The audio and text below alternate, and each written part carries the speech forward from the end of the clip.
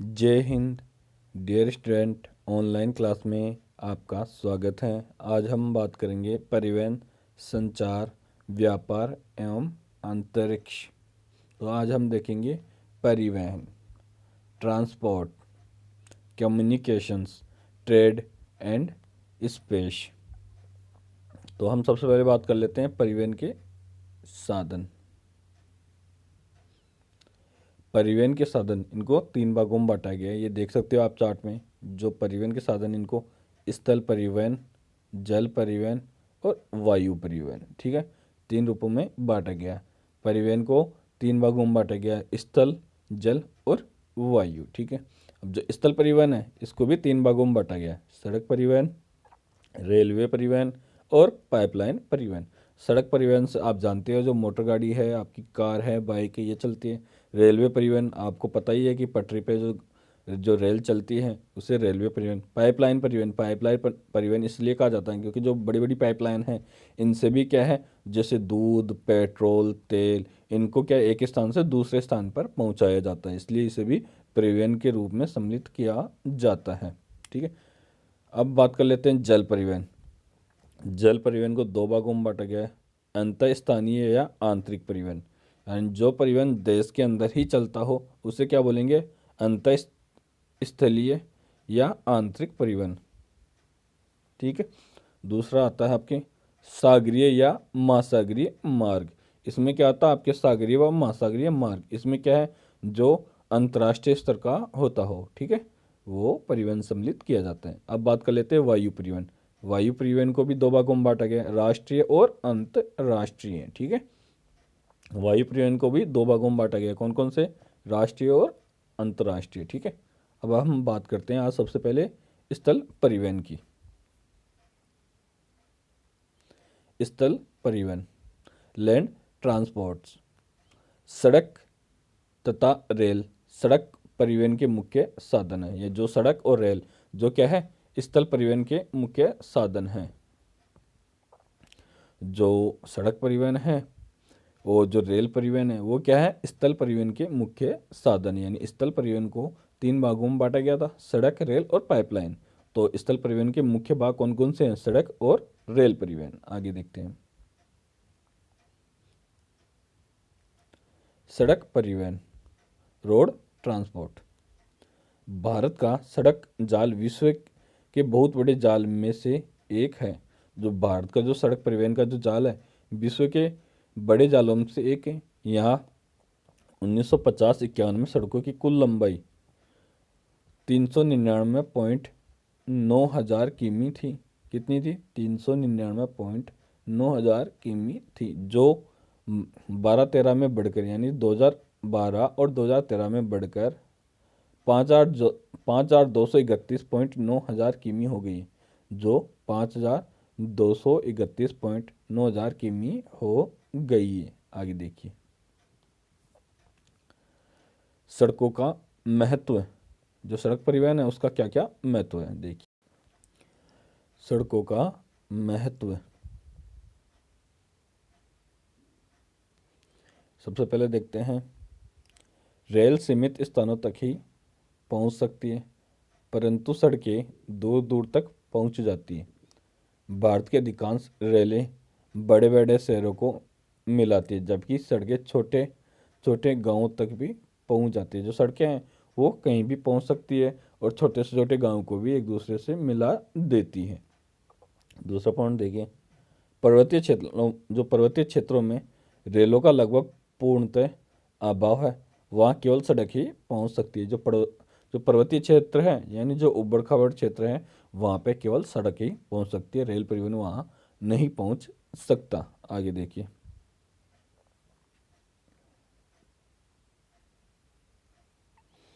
कृषि विकास के लिए सड़कों का महत्व कहीं अधिक है।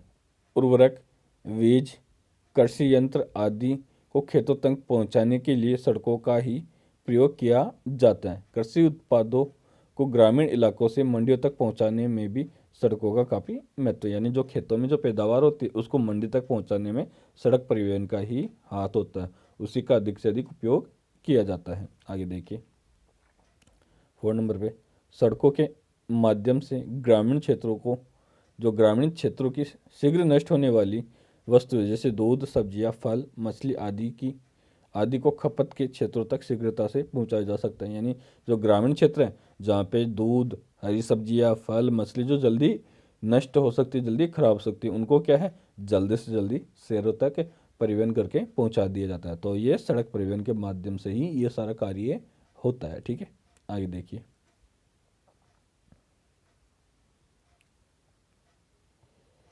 5 नंबर पे देखिए, 5 पे, सीमावर्ती दुर्गम क्षेत्रों में तैनात सेनाओं को आवश्यक वस्तुएं पहुंचाने के लिए भी सड़कों का ही प्रयोग किया जाता है। जो सीमावर्ती जो दुर्गम क्षेत्र होते हैं, जैसे अपने हिमालय का जो क्षेत्र है, लद्दाख का क्षेत्र है, अरुणाचल प्रदेश के जो सीमावर्ती क्षेत्र है, पहाड़ी क्षेत्र, वहाँ पे क्या है, रेल परिवहन तो है नहीं, तो वहाँ पे सड़क परिवहन है। ठीक है, तो वहाँ पे भी सैनिकों को वस्तु पहुँचाने के लिए दुर्गम क्षेत्रों में सड़क परिवहन का ही उपयोग किया जाता है। इसलिए बॉर्डर रोड ऑर्गेनाइजेशन ने सीमावर्ती क्षेत्रों में सड़कों का निर्माण किया जा रहा है।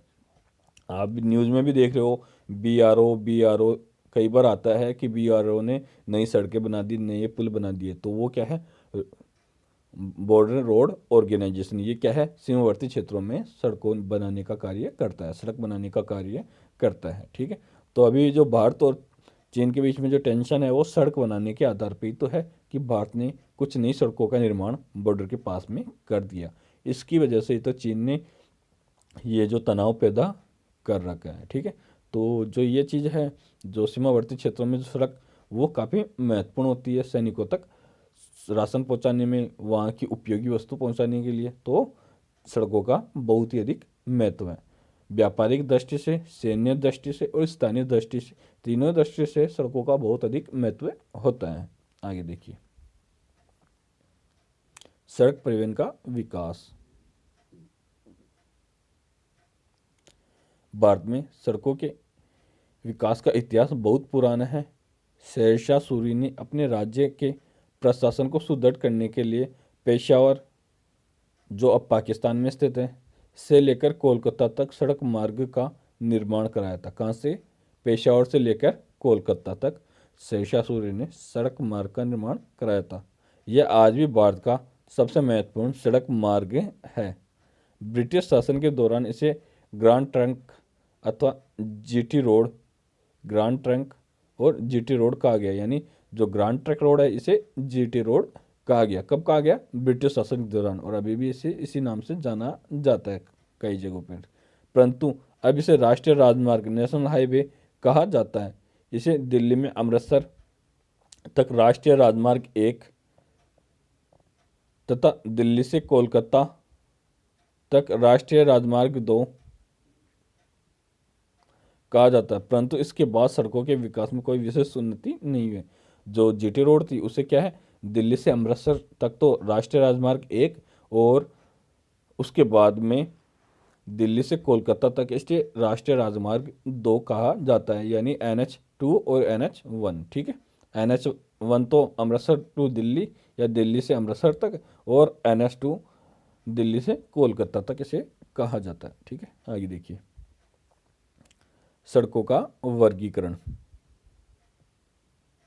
सड़कों को उनके महत्व के अनुसार 5 वर्गों में विभाजित किया जा सकता है। पहला है राष्ट्रीय महामार्ग, फिर राज्य महामार्ग, जिला स्तरीय सड़कें, ग्रामीण सड़कें और सीमांत सड़कें। ठीक है, फर्स्ट पे आता है राष्ट्रीय महामार्ग। तो हम आज राष्ट्रीय महामार्ग की बात करेंगे। राष्ट्रीय महामार्ग, नेशनल हाईवेज, इनके निर्माण तथा मरम्मत का कार्य केंद्र सार्वजनिक निर्माण विभाग करता है। यानी इनका जो निर्माण और मरम्मत का कार्य कौन करता है, केंद्रीय सार्वजनिक निर्माण विभाग करता है। ये देश के एक कोने से दूसरे कोने तक जाती है, यानी देश के एक कोने से दूसरे कोने तक जाती है। यह राज्य की राजधानियों, बड़े बड़े औद्योगिक नगरों तथा प्रमुख पोताश्रों को मिलाती है। इनकी कुल लंबाई 1950-51 में 19.8 हज़ार किमी से बढ़कर 2012-13 में 79.1 हज़ार किमी हो गई, यानी 79.1 हज़ार किमी हो गई है। ठीक है, 79.1 हज़ार किमी हो गई, यानी 79.1 हज़ार किमी हो गई है। ठीक है, आगे देखिए, राष्ट्रीय महामार्गों की लंबाई पूरे देश में कुल सड़कों की लंबाई की, जो राष्ट्रीय महामार्गों की लंबाई पूरे देश की कुल सड़कों की लंबाई की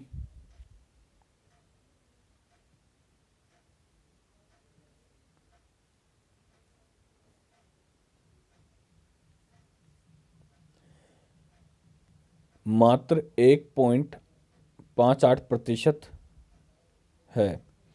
यानी कितनी है? मात्र 1.58% है। किंतु ये सड़कें यातायात के 40% भाग का वहन करती है।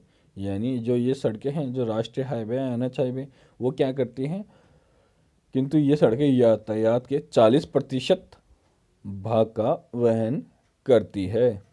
आगे देखिए, राष्ट्रीय राजमार्ग विकास परियोजना की उपलब्धियां। राष्ट्रीय राजमार्ग विकास परियोजना की उपलब्धियां। उपरोक्त राष्ट्रीय राजमार्ग विकास परियोजनाओं पर तेजी से कार्य हो रहा है। दिसंबर 2012 तक की उपलब्धियों को तालिका में दर्शाया गया है। यानी इसको मैं डायग्राम के हिसाब से भी आपको बताऊंगा बाद में। ठीक है, आगे हम बात कर लेते हैं राष्ट्रीय महामार्ग का विवरण। राष्ट्रीय महामार्ग देश के एक छोर को दूसरे से जोड़ता है। जो राष्ट्रीय महामार्ग है वो देश के एक छोर को दूसरे से जोड़ता है। अनेक प्रमुख महामार्ग उत्तर से दक्षिण और पूर्व से पश्चिम दिशा में विस्तृत है। जो अनेक जो महामार्ग है वो उत्तर से दक्षिण और पूर्व से पश्चिम दिशा में विस्तृत हैं। जैसे ऐतिहासिक शेरशाह सूरी मार्ग को राष्ट्रीय महामार्ग 1 कहते हैं, यानी राष्ट्रीय महामार्ग फर्स्ट कहते हैं। यह दिल्ली और अमृतसर के मध्य स्थित है। जो शेरशाह सूरी जो मार्ग है उसे क्या कहते हैं? राष्ट्रीय महामार्ग फर्स्ट या 1 कहते हैं, जो कहाँ है? दिल्ली से अमृतसर।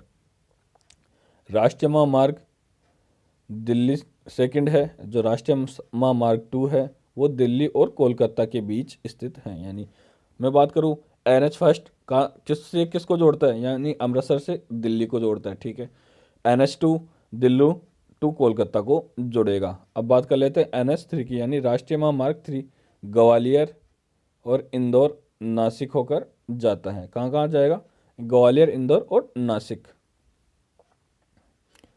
और आगरा को मुंबई से जोड़ता है। जो NH3 है वो किस किस को जोड़ेगा? ग्वालियर, इंदौर, नासिक होकर आगरा को मुंबई से जोड़ता है। यानी जो NH3 है वो आगरा को मुंबई से जोड़ेगा। ठीक है, अब बात कर लेते हैं NH4 राष्ट्रीय महामार्ग 4 चेन्नई को ठाणे यानी चेन्नई को मुंबई से जोड़ता है। ठीक है, चेन्नई को मुंबई से जोड़ता है।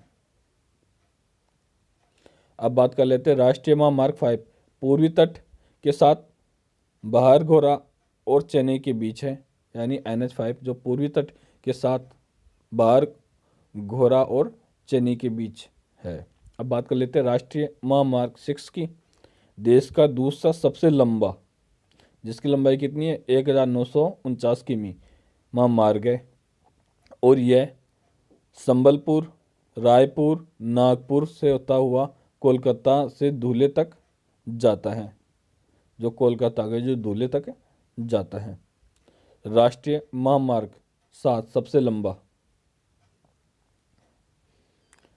2369 किमी है। यह जबलपुर, नागपुर, हैदराबाद, बेंगलुरु और मदुरै होता हुआ वाराणसी से कन्याकुमारी तक जाता है। आगे बात कर लेते हैं दिल्ली और मुंबई को राष्ट्रीय राजमार्ग 8 जोड़ता है। राष्ट्रीय जो दिल्ली और मुंबई को राष्ट्रीय महामार्ग 8 जोड़ता है। आगे बात करते हैं राष्ट्रीय महामार्ग 15 राजस्थान के मरुस्थल से होकर गुजरता। जो राष्ट्रीय महामार्ग 15 है यानी NH15 है वो राजस्थान के मरुस्थल से होकर गुजरता है।